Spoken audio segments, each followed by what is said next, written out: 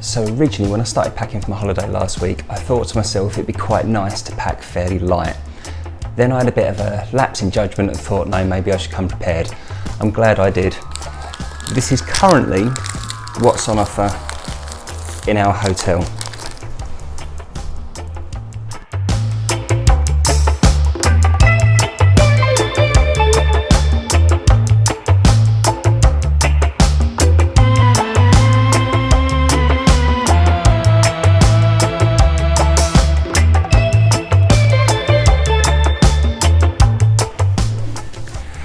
So it's been another good day in the sun here in the Maldives, and it's whenever I go on holiday that I start to think about what I need to bring with me.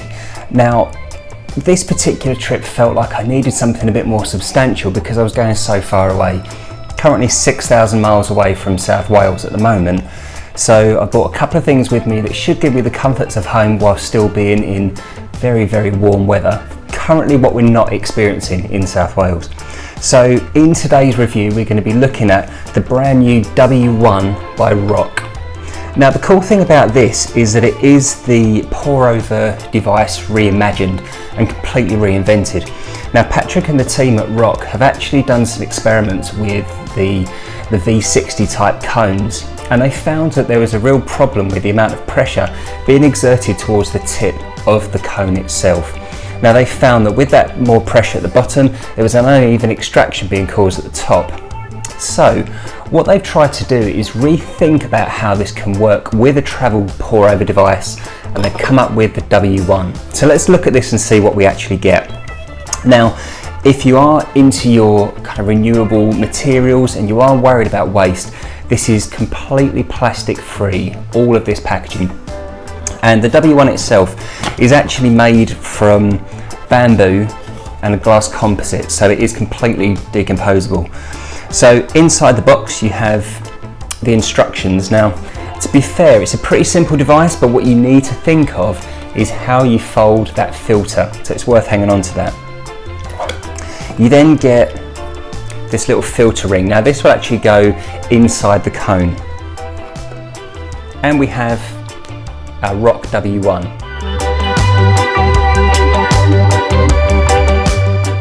Now the science behind this really does come down to that pressure element. So what Patrick and the team have done is they've looked at changing the shape, and they've actually produced an inverted cone on the inside of the device. Now what this will actually do is allow a lot less pressure to be held at that bottom point, and it's actually extracted evenly around the edge. So that means you get a more consistent pour over coffee with consistent pressure. Now what that means for people like you and me is that you don't need to be heavily skilled as a barista. You don't even need a set of scales or a pouring kettle to actually make this work, which is really good. I love making coffee, but I would say for me, it's still very much a work in progress to make it very professional quality. So something like this really appeals to my nature. And with a lot more companies now using bamboo and using recycled materials, it's kind of important to think about how these devices are going to work with the environment. So, one final thing that's inside the box, our filter papers. Now it's worth bearing in mind, these aren't special filters. They're actually just the normal Hario #2 filters, these ones. And there is a bit of a knack to how you fold them. So the idea is you want to create that type of look on the inside of your cone. So what I've been trying to do is find an easier way to invert this, which I don't do very well. You essentially want to push that through so that when it goes into your ROK, you're then creating that sort of inverted type of look. Now the small ring goes on the inside, and that's what you should expect to see. Now this is kind of cool. It's definitely perhaps a bit more thought-provoking, or perhaps a lot more effort goes into this than perhaps using a Hario V60. But let's give it a try in a moment just to see how the coffee comes out. Now there are two other things that are going to be really important to making this coffee. My coffee beans and my coffee grinder. Now you might be asking the question, why on earth am I thinking about convenience for travel and rather than taking a small hand grinder, I'm taking my niche zero. I wanted to. So let's have a little look at the beans just to see what we're going to be using for today. Now these are the Crafty Smuggler beans. Now these are awesome. These guys are based in Swansea, so I brought another little bit of home with me to the Maldives. This particular blend is really great. So I've been trying this for a couple of weeks now, and there's a real specific reason I wanted to bring deliberately the blend on holiday with me. Whenever you go away, you tend to find that the resorts you go to, the places you visit, are very metropolitan in this day and age. There's people from all kinds of backgrounds and all kinds of countries that are congregating into one place to have a good time. Now, the thing I love about the blend is that essentially it takes all of those stories from the individual beans from different regions, makes you think about the way they were grown, the production, the people that made them, even the lands that they come from. And it just reminded me about what it's like when you go on holiday. You get to meet all these amazing people, and it's the same sort of thing with the coffee that's been blended. All of these things are put together into one delicious drink. I kind of like that element of it. Perhaps it's me being a bit soft and soppy as I'm on holiday, but I think it's a great integral part of every experience with this, certainly for travel. Let's just see what we actually get inside the bag. So there's this lovely warm nutty flavour to it with a very subtle orangey citrus type of smell as well, which is very, very cool. In this particular full barrel signature blend, we have coffee from El Salvador, Colombia and Ethiopia. So you can start to see where perhaps some of those fragrances come from. You can actually start to pick it quite easily then. There's the chocolatiness of the Colombian beans, there's the fruitiness of the Ethiopian beans, and certainly the more citrusy, earthy smells that come to life from the El Salvador as well. So let's get our coffee made and let's see how a W1 holds up.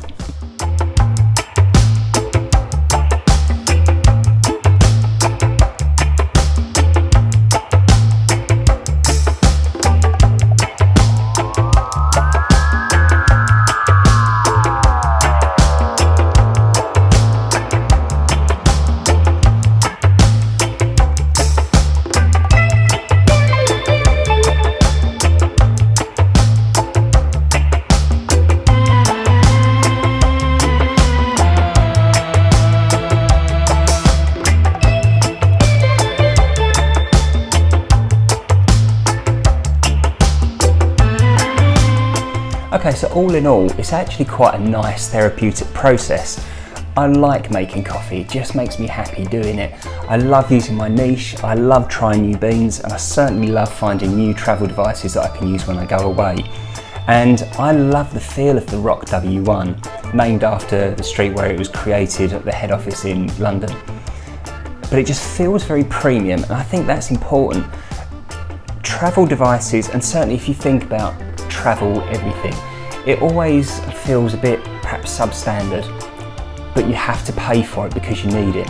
This is where a device like that really sings to me, because these are actually about £29 and you've got 10 filters in there as well. So if you do a lot of travelling, or even if you just want something great for work, you're not going to break the bank. It's about the same price as an AeroPress, but you don't really have to worry about the fiddly nature of an AeroPress when you're using one of these. Let's try the coffee and see what we get from it anyway.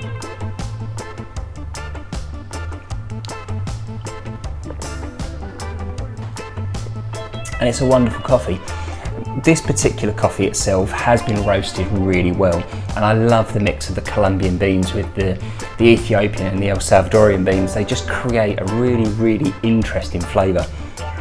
Subtly tangy, but also has those lovely nutty, earthy, chocolatey tones that you're so used to with those other coffees.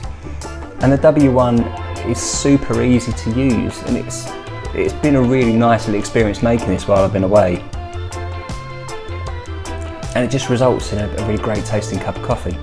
So all in all, even if you don't take your niche zero grinder to the Maldives like I have, you're still going to be in with a really compact, easy to use, and a device that's certainly got eco-friendliness on the mind as well.